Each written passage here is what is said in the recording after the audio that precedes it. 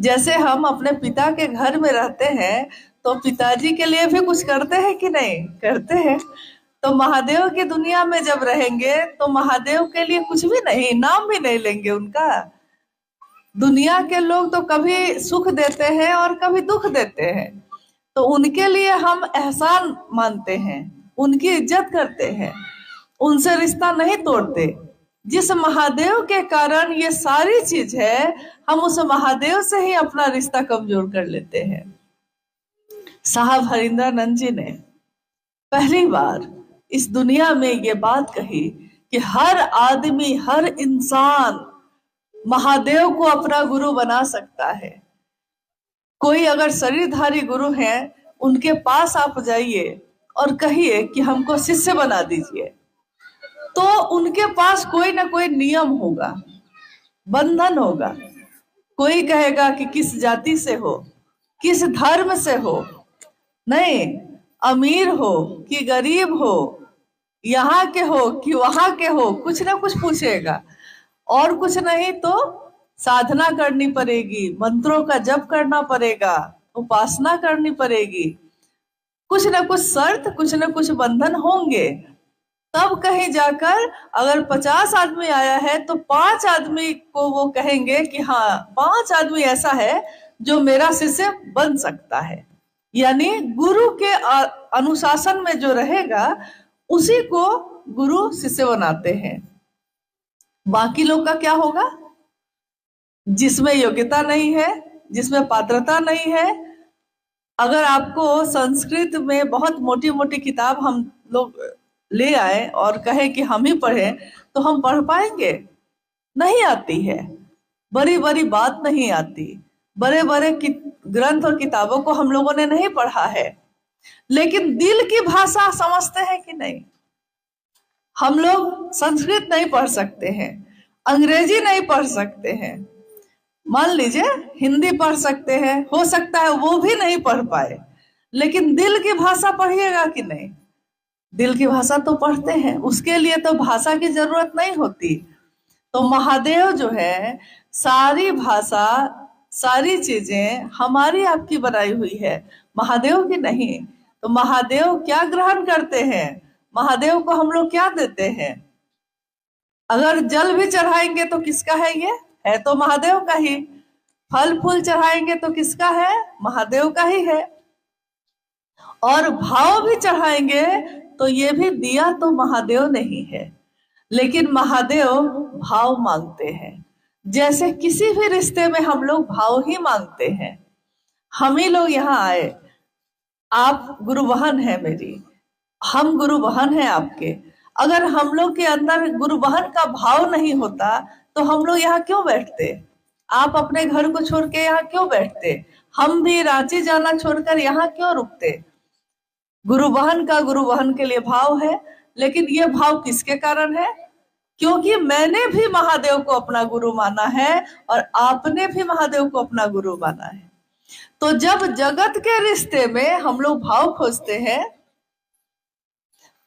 माँ का पुत्र के लिए, पुत्र का माँ के लिए भाव, पति का पत्नी के लिए, पत्नी का पति के लिए भाव, और अगर एक में भाव हो और दूसरे में नहीं हो तो वो रिश्ता चलेगा? चल पाता है? तो जब जगत के रिश्ते बिना भाव के नहीं चलते, महादेव तो भाव सत्ता ही है। महादेव से भाव से जुड़ा जा सकता है।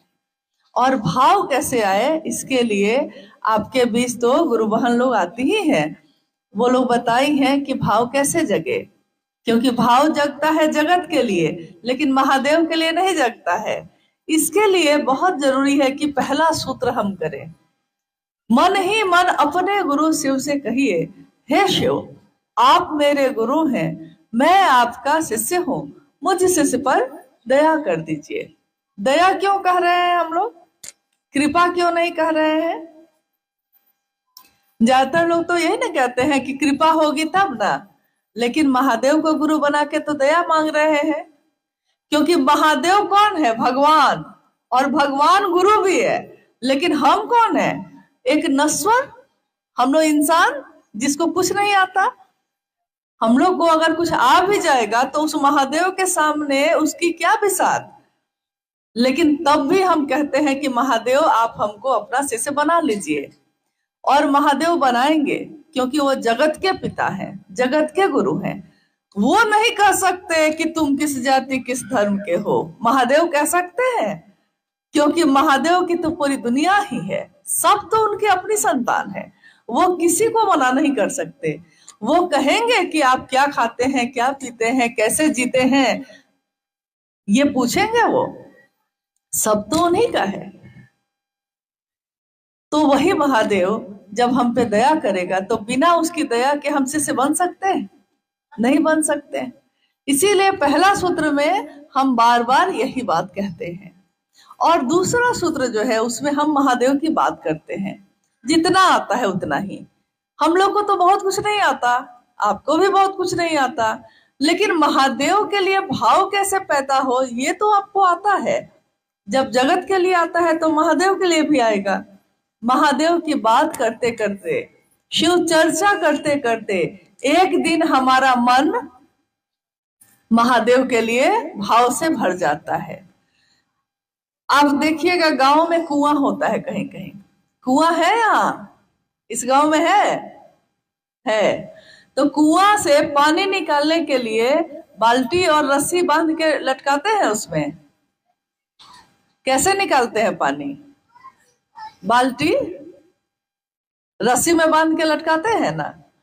और कहीं कहीं देखिएगा कि कुआं के किनारे पे एक पत्थर लगा रहता है, और उसी पत्थर पे रस्सी लटका के पानी लेने के लिए खींचते हैं हम लोग। तो खींचने से क्या होता है, उस पत्थर पे रस्सी बार बार जाती है और आती है।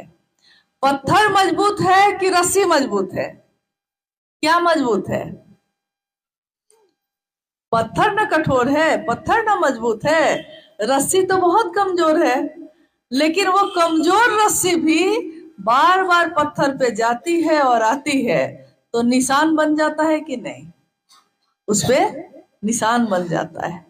और हमारे मन में अगर बार बार हम ये कहेंगे कि महादेव आप मेरे गुरु हैं, मैं आपका शिष्य हूँ, मुझ शिष्य पर दया करिए, और उनकी चर्चा करेंगे, अगर बार बार ये काम करेंगे हम, तो मेरे मन में हमेशा के लिए महादेव की याद रहेगी कि नहीं रहेगी? रहेगी। तो जिस बारे में हम बात करते हैं ज्यादा, हमको वही याद आता है। जिसकी बात कर लीजिए। और तीसरे में प्रणाम करते हैं। मान लीजिए हम आपको प्रणाम करते हैं, आप हमको प्रणाम करते हैं, लेकिन उस प्रणाम में भाव नहीं हो, तो उस प्रणाम का क्या मतलब है? हम लोग के गांव में बहुत लोग हैं जो बड़े बूढ़े सामने आते हैं, आप उनको प्रणाम करते होंगे ना। प्रणाम काका, प्रणाम चाचा, प्रणाम बाबा करते हैं, लेकिन सबके लिए आपके मन में श्रद्धा नहीं होती। बड़े हैं तो सामने पड़े हैं, प्रणाम कर लिए, लेकिन आदर नहीं है, श्रद्धा नहीं है, प्रेम नहीं है। सामने आ गए हैं तो प्रणाम कर लिए हैं। तो साहब हरिदानंद जी ने कहा कि महादेव को भी वैसा ही प्रणाम मत करना, महादेव को भाव से प्रणाम करना। और भाव कैसे आएगा? तो बार बार ये दया जो हम मांगेंगे, बार बार चर्चा करेंगे तो भाव आएगा, तो एक दिन प्रणाम भी होगा। महादेव को किया हुआ एक प्रणाम, अगर एक प्रणाम भी पहुंच गया महादेव के पास, तो कितने जन्म के लिए बहुत है। हमारे लिए जो बहुत बड़ी चीज है, उनके लिए तो बहुत छोटी है। आप देखिए जंगल में सांप मिलता है कि नहीं? सांप का दर्शन हुआ है कभी? हाँ, हुआ है। सांप ने एक बार कहा था कि यार तुम लोग कहते हो कि सांप का दर्शन हुआ है, सांप का असली दर्शन कब होता है? सांप देखना उसका दर्शन करना नहीं है।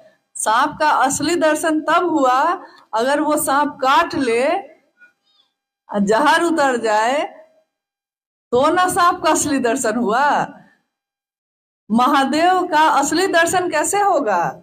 जब महादेव के लिए मेरा मन भाव से भर जाए, और मेरे मन के, मेरी चेतना के स्तर पे वो महादेव उतर जाए, तब ना असली दर्शन हुआ। तो इसके लिए हम लोग पूरी कोशिश करेंगे कि इस काम को हम लोग करते रहें, और दुनिया के लिए, सबके लिए करते हैं हम लोग। अपने घर परिवार के लिए काम करते हैं कि नहीं? जो अपने हैं उनके लिए करते हैं ना, तो महादेव भी तो अपना है। महादेव के कारण ही ये सारे लोग अपने हैं मेरे। अगर महादेव ना हो तो ये कोई अपना नहीं है यहाँ। मैंने अर्थ, धर्म, वित्त, काम, मोक्ष किसी चीज की कामना नहीं की। मेरे मन में एक ही कामना है कि हर व्यक्ति सचमुच में शिव का शिष्य बन जाए। इसके सिवा मैंने शिव से कुछ नहीं मांगा। दुनिया ने शिव से मांगा, दुनिया ने शिव से अपनी मनोकामनाओं की पूर्ति मांगी। उन्होंने उपवास किया, साधना की, उपासना की, मंत्रों का जप किया और महादेव से मांगा। महादेव ने ऑर्डर दानी के रूप में, ईश्वर के रूप में, समदर्शी होने के रूप में सब कुछ दिया। परंतु महादेव का एक रूप जो ज्ञान देता है, जो ज्ञान दाता का स्वरूप है, उससे विश्व के मानव नहीं जुड़े। साहब कहते हैं कि मुझको पीड़ा है इस बात की, जब इतना सुंदर गुरु है तो क्यों नहीं शिव को ही अपना गुरु बनाया जाता है। और गुरु कोई हो, चाहे वो शरीर में हो, चाहे वो शरीर से परे सूक्ष्माति सूक्ष्म स्वयं ईश्वर हो, गुरु भेद नहीं करता। जो शिष्य बन के जाता है वो किसी जाति का हो, किसी धर्म का हो, किसी वर्ण का हो, अमीर हो, गरीब हो, कोई हो, गुरु ज्ञान देने की जिम्मेदारी वहन करते हैं। और कोई भी शिष्य बनकर शिव को गुरु बना सकता है। इसीलिए आज शिव की शिष्यता में हर धर्म के लोग शामिल हो रहे हैं बहुत तीव्र गति से, क्योंकि हमारी जड़ वही है। आज टहनियां हैं, पत्ते हैं, वृक्ष की शाखाएं, प्रशाखाएं फूट रही हैं, परंतु उसकी जड़ तो एक ही है। हमारी उत्पत्ति का मूल एक ही है, हमको जाना भी एक ही जगह है। तो जो शिव जगत के गुरु के रूप में आज विराजमान है, हम आज उनको अपना गुरु बनाकर अपने जीवन को धन्य मानते हैं। कभी हमने सुना था कि राजा भगीरथ ने, जिनके बारे में आपने सुना था या सुना होगा, अपने बड़े बुजुर्गों से सुना होगा, शास्त्रों में पढ़ा होगा, किताबों से जाना होगा, कहानियां सुनी होंगी कि जब माँ गंगा का अवतरण हुआ था यहाँ धरती पे, जब माँ गंगा यहाँ नहीं थी, उससे पहले की घटना है कि एक राजा हुए भगीरथ। राजा भगीरथ के पूर्वज सबका संहार हो गया, सब मृत्यु को प्राप्त हुए, परंतु किसी का उद्धार नहीं हो रहा था। जब उद्धार नहीं हुआ तो लोगों ने सुझाव दिया राजा भगीरथ को कि अगर आकाश गंगा से गंगा नदी धरती पे उतर जाए और उसकी पावन जलधारा में आपके पूर्वजों की अस्थियां अगर भींग जाए, उसमें प्रवाहित हो जाए, तो सबको उद्धार हो जाएगा। लेकिन ये काम बड़ा कठिन है। मात्र माँ गंगा को जमीन पे उतारने की बात हो रही थी, लेकिन बात बड़ी कठिन है, बहुत मुश्किल है, इतना आसान नहीं है। तो राजा भगीरथ ने तपस्या शुरू की माँ गंगा की। कितने वर्षों के कठोर तपस्या के बाद गंगा प्रकट होती हैं। राजा भगीरथ गंगा से कहते हैं कि माँ, आप धरती पे उतर आइए, मेरे पूर्वजों का उद्धार होगा। माँ गंगा कहती हैं, क्योंकि उस समय उनके जल में, उनके जल की धारा में बड़ा प्रवाह है, बहुत तेज है, बहुत तीव्र है वो। तो उन्होंने कहा कि भगीरथ, मैं उतर तो आऊं धरती पे, परंतु धरती में इतनी ताकत नहीं है कि वो मेरे इतने तीव्र, इतनी तेज गति को बर्दाश्त कर सके। अगर मैं इस गति से उतरी धरती पे तो पूरी धरती डूब जाएगी, कुछ भी बचेगा नहीं। इसलिए मैं उतरना तो चाहती हूँ, उतर नहीं सकती। मेरी गति बहुत तीव्र है, इसको पृथ्वी धारित नहीं कर सकेगी। अब भगीरथ बड़े निराश हुए, तो सबने उनसे कहा कि भाई, जब हारे को, जब सब जगह से हार जाता है कोई, तो वो शिव की शरण में जाता है। अब महागुरु महादेव ही, वो शिव ही आपके इस पीड़ा का समाधान कर सकते हैं। आप उनकी तपस्या करिए। कहानी है कि राजा भगीरथ ने शिव की तपस्या शुरू की। घनघोर तपस्या करते करते एक दिन शिव प्रकट होते हैं, पूछते हैं, भगीरथ क्या चाहिए? भगीरथ कहते हैं कि मुझको माँ गंगा को उतारना है जमीन पे, मगर वो कहती है कि मेरी गति इतनी तेज है कि धरती बर्दाश्त नहीं कर सकेगी महादेव, अब मैं क्या करूं? महादेव ने कहा, बस इतनी सी बात है, ये कौन सी बड़ी बात मांगी तुमने? और कहानी है, घटना है कि शिव ने अपनी जटाओं को खोला है और माँ गंगा को कहा है कि उतरो, अपनी तीव्र गति के साथ उतरो, तुम में जितना तेज है, जितनी गति है, उस गति के साथ उतरो। गंगा तीव्र गति से उतरती है, तेज से, अहंकार से भरी हुई कि मुझसे बड़ी गति, मुझसे बड़ा तेज किसी में नहीं है, उतरती चली जाती हैं, शिव की जटाओं में समाती चली जाती हैं और शिव अपनी जटाओं को बांध लेते हैं। गंगा उस जटा में अंदर ही समाहित रह जाती हैं। अब भगीरथ फिर परेशान हुए। भगीरथ ने कहा कि शिव भगवान, आपने तो माँ गंगा को उतारा परंतु अपनी जटाओं में बांध लिया, फिर मेरा क्या फायदा हुआ? मेरे पूर्वजों का उद्धार तो नहीं हुआ।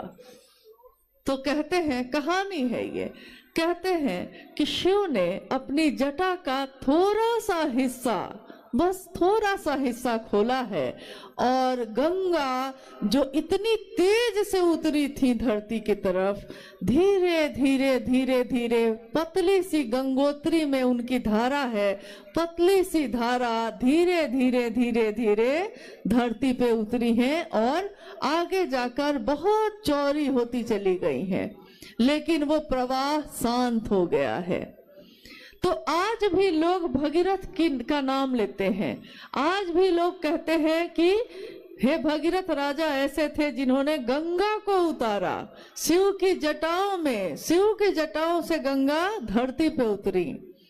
आप गौर कीजिए, साहब हरिंद्रानंद जी ने क्या किया? साहब हरिंद्रानंद जी ने अपने मन को साधा। उन्होंने शरीर से कोई तपस्या न की, लेकिन उन्होंने अपने मन को तपा दिया इस बात के लिए कि शिव, साक्षात शिव धरती पे उतर जाए। एक गंगा को उतारने में तो भगीरथ की हालत खराब हो गई और यहाँ स्वयं शिव को ही जमीन पे उतारने की बात उन्होंने की। स्वयं शिव जब जमीन पे उतरते हैं तो जगत का एक एक व्यक्ति शिव बन के चलता है। वो बोलता है तो लगता है शिव बोल रहे हैं, उसको देख के लगता है कि शिव को देखा जा रहा है। शिव अपनी शक्तियों से जाने जाते हैं, शक्तियां ही शक्तियां हैं शिव की, परंतु संयमित हैं, किसी का तेज नहीं, किसी की गति तीव्र नहीं, सारे लोग शांत हैं, अनुशासित हैं और संयमित हैं। स्वागत करते हैं हम उस युग पुरुष का, स्वागत करते हैं हम अपने साहब हरिंद्रानंद जी का।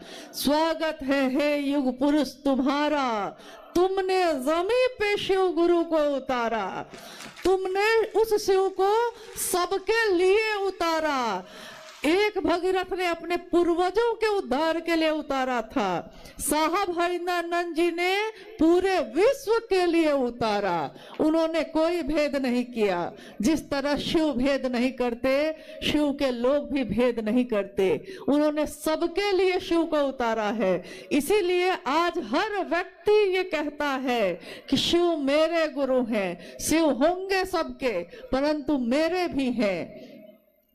साहब ने कहा कि मैं जो इस धरती पे आया हूं, मैं जो शिव का शिष्य हूं, इस धरती के रहने वालों को अच्छे बुरे की समझ देके जाऊंगा, दूसरों को परखने की नजर देके जाऊंगा। अच्छे बुरे, अच्छा क्या है, बुरा क्या है, क्या मेरे जीवन के लिए सुंदर है, क्या मेरे जीवन के लिए अच्छा नहीं है। उन्होंने कहा अच्छे बुरे की समझ देके जाऊंगा, दूसरों को परखने की नजर देके जाऊंगा। यारों, मैं इस जमाने का संग तराश हूँ, जमाने का, एक पत्थर का नहीं। एक पत्थर को मूर्तिकार तराश कर मूर्ति बना देता है, बेकार पड़े पत्थर को भी मूर्ति बनने पे मूर्ति वंदनीय होती है, मूर्ति पूजी जाती है। परंतु साहब हरिंद्रानंद जी शिव के शिष्य ने तमाम विश्व को, जमाने को, पूरी दुनिया को कहा कि मैं इस जमाने का संग तराश हूँ, पूरे जमाने को ही मूर्ति का रूप देने वाला मैं शिव का शिष्य, पत्थरों को भी बोलने का हुनर देके जाऊंगा। पत्थर को भी जिसने बोलना सिखा दिया। हम लोगों के जीवन में जो हमारा जीवन शून्य था, कोई जीवंतता नहीं, कहीं कोई हलचल नहीं, हम जी तो रहे थे, बस अपने जीवन को काट रहे थे। उस जीवन को एक लक्ष्य दे दिया, एक उद्देश्य दे दिया। लक्ष्य विहीन जीवन एक जानवर जीता है, परंतु इंसान, उसको अगर एक लक्ष्य मिल जाए तो इंसान में इतनी ताकत होती है कि अगर उस इंसान को आध्यात्मिक ऊर्जा मिल जाए तो आध्यात्मिक ऊर्जा के संचरण से वो चंद्रमा पे भी पहुंचता है, वो मंगल पे भी पहुंचता है, वो अंतरिक्ष में भी विचरण करता है, वो आकाश में उड़ना सीख जाता है, वो पाताल में जाना सीख लेता है, वो समंदर में सुरंग बनाना सीख लेता है। अगर आध्यात्मिक ऊर्जा हो तो वो धरती के सारे लोगों को एक सूत्र में बांधता है, जिस तरह साहब श्री ने, माँ नीलमानंद जी ने अपनी ममता के सूत्र में हमको आपको बांध दिया। अलग अलग पत्थर हैं हम, अलग अलग मोती हैं हम, सबके अलग विचार हैं, सबकी अलग सूरत है, सबकी अलग सीरत है, परंतु अलग अलग सूरत और सीरत के लोगों को उन्होंने धागा एक ही है, एक धागे में पिरो दिया। शिव शिष्यता का धागा, जिस धागे को बनाने वाले हैं साहब श्री हरिंद्रानंद जी, उन्होंने अपनी उस ऊर्जा से जो शिव ने उनको दी थी, उस ऊर्जा का सदुपयोग करके विश्व के मानव को एक धागे में पिरो दिया है। हम मोती हैं अलग अलग, परंतु हमारे धागे एक ही है, एक ही धागे में पिरोए हुए हैं हम। उसी तरह जिस तरह रोशनी होती है आकाश में जब, तो हम देखते हैं कि तारे हैं, सबकी चमक है एक जैसी, तारे अलग अलग हैं परंतु चमक सबकी एक ही है। उसी तरह मोती भी हम अलग अलग हैं लेकिन धागा हमारा एक ही है, शिव शिष्यता का। और शिव की शिष्यता मेरे मन प्राण में स्वस्फूर्त जागरण हो जाए, उसका जाग जाए मेरे मन में, इसके लिए उन्होंने दिया पहला सूत्र, जिसमें हम कहते हैं, हे शिव आप मेरे गुरु हैं, मैं आपका शिष्य हूँ, मुझ शिष्य पर दया कर दीजिए। अभी हाल में मैंने एक जगह सुना, सीतामढ़ी और मुजफ्फरपुर के बॉर्डर पे कुछ जगहों पे एक इक्का दुक्का लोग हैं जो लोगों को समझा रहे हैं कि साहब ने जो पहला सूत्र दिया है उसमें हमको बोलना है, हे शिव आप मेरे गुरु हैं, मैं आपका शिष्य हूँ, सब शिष्यों पे दया कर दीजिए। तो मुझको याद आया, जब किसी ने ये कहा तो मुझको याद है कि साहब श्री ने अक्सर ये बात कही कि तीनों सूत्रों के निरूपण में जो मेरी अनुभूति है, मैंने तीनों सूत्रों के माध्यम से दिया है, तीन सूत्र में या शिष्यानुभूति जो मैंने लिख दी है, आओ चले शिव की ओर जो मैंने लिख दी है, साहब श्री ने कहा उसमें एक बिंदु, एक कॉमा का परिवर्तन करना भी विनाशकारी साबित हो सकता है, क्योंकि अर्थ बदल जाएंगे। अगर वाक्य बदला तो उसके अर्थ बदल जाएंगे, और साहब ने जो वाक्य दिया है उसके सिवा उसका अर्थ दूसरा कुछ करना हमारे लिए हितकारी नहीं है, ये उचित नहीं है। इसलिए पहला सूत्र उन्होंने दिया, हे शिव आप मेरे गुरु हैं, मैं आपका शिष्य हूँ, मुझ शिष्य पर दया कर दीजिए। मुझ शिष्य यानी मेरे अपने बात हो रही है, मुझ में शिव का प्रकटीकरण हो जाए, स्वस्फूर्त जागरण हो जाए। इस जागरण के लिए शिव की शिष्यता में पहला सूत्र है। दूसरा सूत्र भी हम जब करते हैं, महादेव की चर्चा, महादेव की चर्चा की धूम है।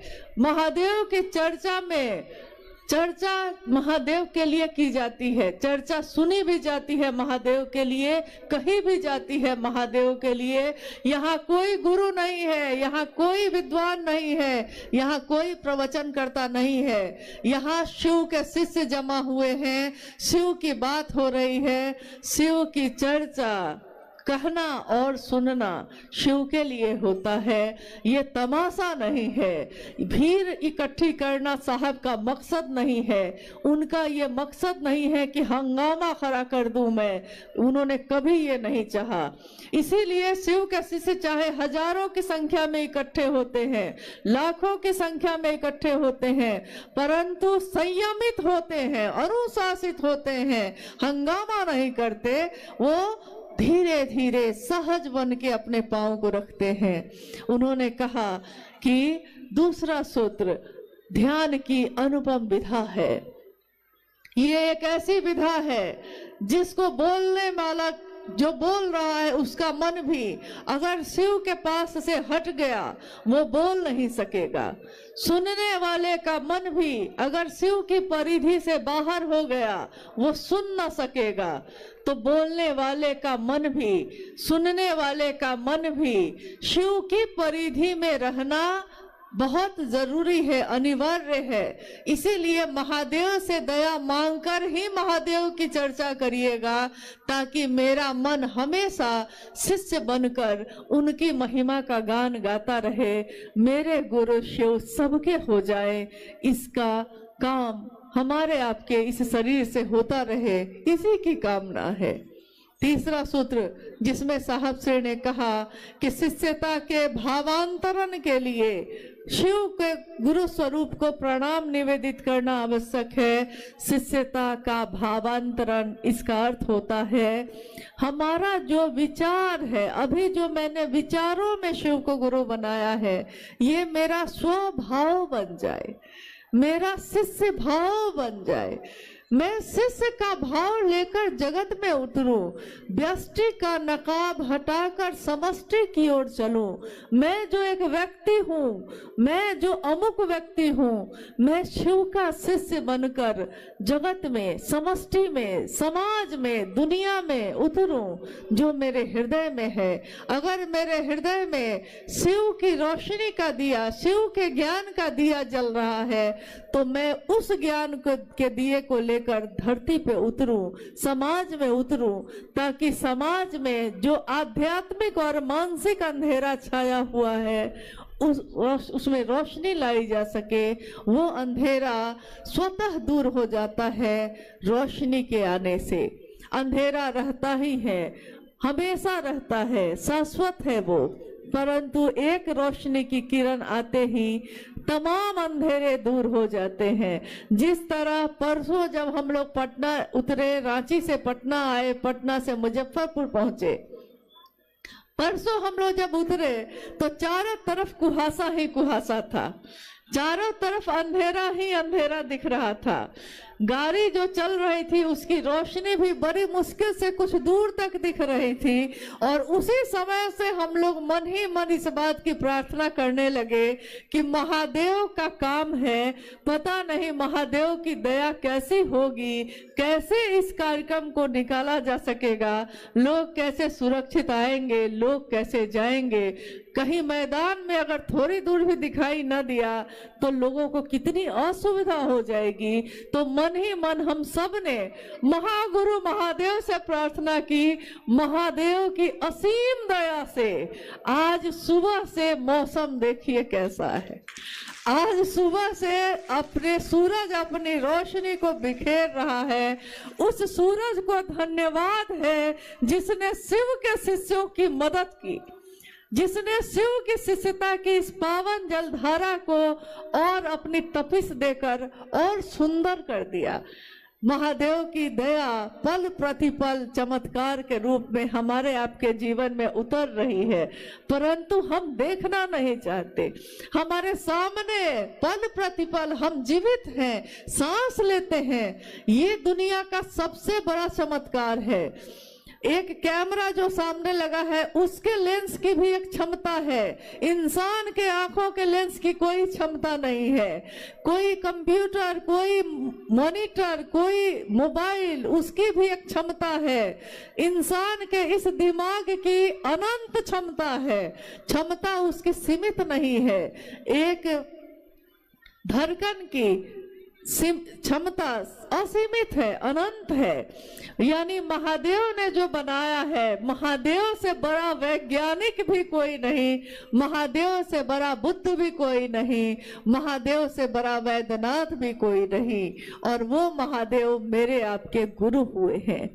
महादेव के इस गुरु स्वरूप की व्याप्ति हम दुनिया में कर सकें, इसकी कामना करिए। साहब और दीदी का आशीर्वाद सभी शिव शिष्यों के साथ है। कौन कहता है साहब हरिंद्रानंद जी नहीं है? वो हम सभी शिव शिष्यों की धड़कनों में है, हमारी आवाज में है, हमारी सोच में है, हमारे विचार में है, हमारे इस शिष्य भाव की कृतज्ञता में है। वो शिव हमारे दिल में बैठे हैं और हमारे साहब और दीदी दोनों शिव के साथ ही हमारे हृदय में विराजमान है, सदैव रहेंगे। आने वाली पीढ़ी भी उनको कभी भूल न सकेगी। आने वाली पीढ़ी, हमारा शरीर का लय होगा, आपके शरीर का लय होगा, परंतु शिव शिष्यता का लय कभी नहीं होगा। हमारी गणना है 1 साल, 2 साल, 5 साल, 1000 साल, मनवंतरों तक शिव की कोई गणना नहीं है। शिव का कोई साल नहीं, शिव का कोई वर्ष, शिव के दिन, शिव की दोपहर, शिव की शाम नहीं। शिव की शिष्यता अनवरत मनवंतरों तक, जब तक शिव है ये शिष्यता भी चलती रहेगी, पल्लवित पुष्पित होती रहेगी और विश्व में समानता, सहृदयता और शांति के सुमन को खिलाती रहेगी। ये साहब और दीदी का आशीर्वाद है विश्व के मानव को, और ये आशीर्वाद फलीभूत होता ही रहेगा।